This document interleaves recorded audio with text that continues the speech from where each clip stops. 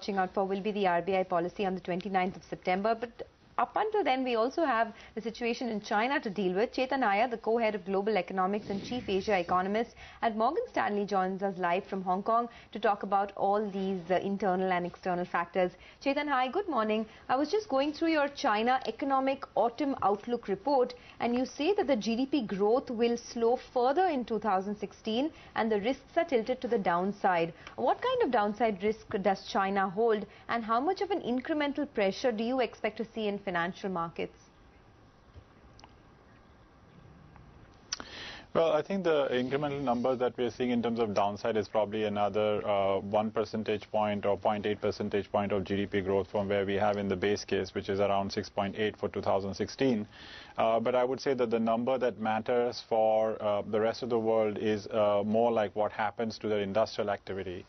And for that, we look at our own proprietary indicator called MS Checks, which is a composite indicator of what happens to car sales, electricity, steel, cement, etc. That number right now is growing at close to zero. So the growth rates that matter to the rest of the world is not doing so great already. And we think that that number will probably more stabilize, and hopefully there would not be too much of bad news for the world from China, that whatever we have seen is what it is. Well, my co-anchor will personally be very upset that China is not buying enough cars. She tracks Tata Motors very closely. Chetan, what is the impact for India itself? Can India really grow unhindered in a slowing world where you're bringing down the growth numbers for China? I noticed that you brought down the growth numbers for India as well. Can you take us through your growth expectation? So we are expecting GDP growth, Lata, I would prefer to look at the old index, which was for last year, March 15 was 5.7, and we're expecting it to grow at 6.1. Earlier we thought it would grow at probably more like 6.4, 6.5. So we brought it down by 40 basis points across on the old series as well as the new series. The new series GDP growth for March 16 is now 7.4. Which is, as I said, comparable to the old series is 6.1, which is not exactly that great. And that primarily is because of the fact that we're accepting that the global growth itself is weak, not just China. And it's not just China within EM. The whole of EM space is growing quite slow. And so the combination of that is we have brought global growth down to 3.1% for 2015. That compares to the 30-year average of 3.7 and 2003 to 7 average of 4.9. So we are growing quite weak on a global basis, and that's rubbing off on our India forecast as well. What all will RBI say on 29th and do? What will it do to inflation forecast? What will it do to growth forecast? And what will it do by way of action? I think RBI's decision is not going to be easy on September 29th. Our base case right now is that they will cut by 25 basis points, considering all the pluses and minuses in that decision making. In terms of the things which are in favor, we think all the underlying sources of inflation, call it government expenditure to GDP, rural wage growth, property prices, global commodity prices, even food inflation, which is on a trendline basis, we would say is pretty much in control. Having said that, the negative factors for them to be concerned about is that the monsoons have been bad and food inflation could potentially move up, which, as we know, always matters a lot more for inflation expectations.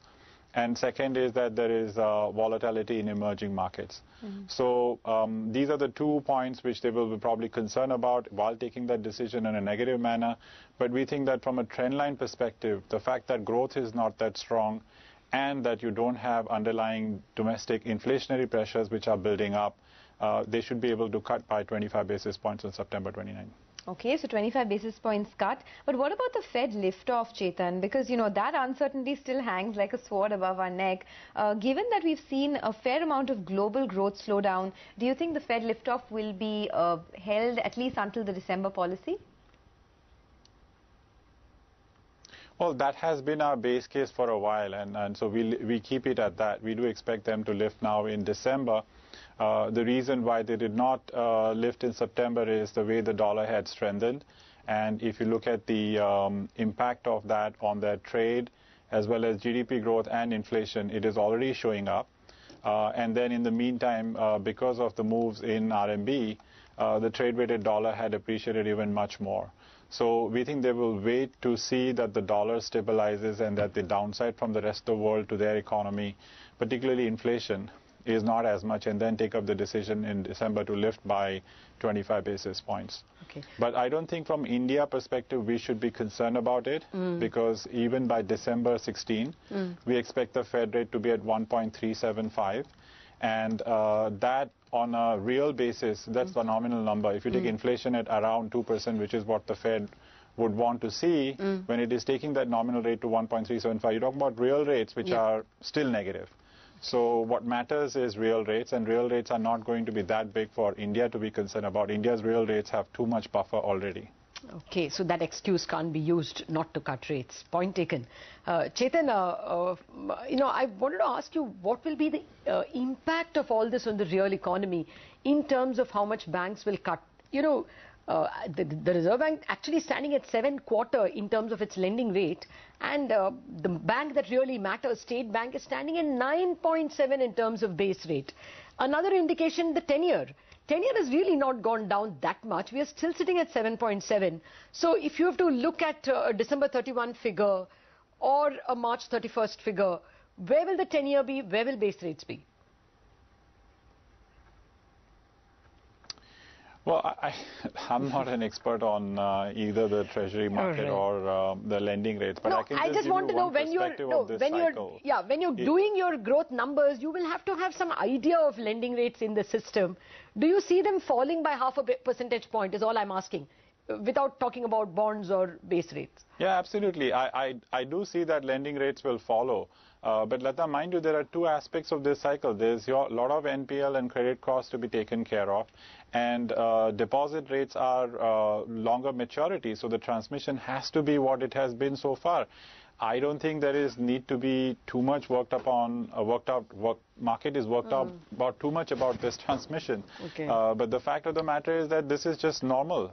And so as you go into next 12 months, you will see that lending rate cuts, I would say definitely by 50 basis points. And in fact, commercial paper rates are already telling you that's going to happen. Okay, in this half a percentage point increase in GDP that you are giving for FY16 and another half a percentage point next year, irrespective of the base you are taking, you see GDP growing by 50 basis points in both years, incremental. Where is it coming from? Consumption, investment, what? It's coming partly from investment, partly from consumption, and we are expecting that at least the external demand stabilizes. So these are the three factors which we are assuming. In terms of capex, it is going to be largely led by public capex. It has been the case so far. And consumption will be more largely discretionary consumption because of two effects. One is capex creates some jobs. You'll have improvement in real disposable income, which is already happening, but it will show up in spending because of lower inflation. And then some amount of support by decline in lending rate cuts helping discretionary consumption. And then finally on exports, we are building in that at least next year it won't be contracting by that 10-15% that we're going through this year. Fair point. Thanks a lot, Chetan. We are completely out of time. Thank you very much for joining us with your global and your India perspective. Well, as we wind up on Bazaar, we leave the markets actually much better than it was at start of trade 1 hour ago. The Sensex and the Nifty are down only 0.5%. The mid-caps are up 0.25%. The Bank Nifty actually is the best performer, down just 0.33%. And I think you should pull up some of the banks, notably IDBI Bank. It's up 8% on hopes that it's going to get a new lease of life. But it's not alone at all.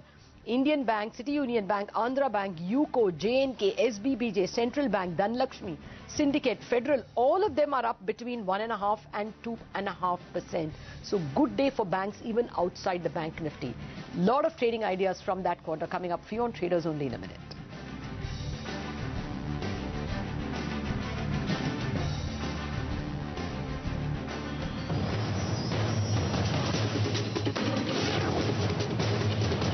CNBC TV 18, celebrating 15 years of leadership.